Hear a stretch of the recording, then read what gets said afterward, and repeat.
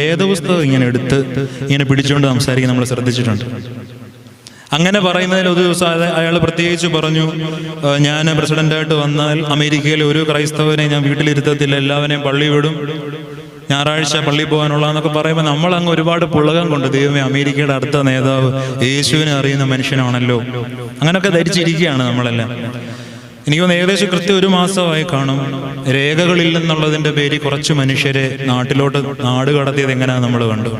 കൈകാലുകളിൽ തൊടലിട്ട് മൂത്രം ഒഴിക്കാൻ പോലും പോകാൻ പറ്റാത്ത രീതിയിൽ ബന്ധിച്ച് സ്ത്രീകൾ ഉൾപ്പെടെയുള്ളവരെ 48 മണിക്കൂർ ഫ്ലൈറ്റിൽ കയറ്റി നാട്ടിലോട്ട് അയച്ചു.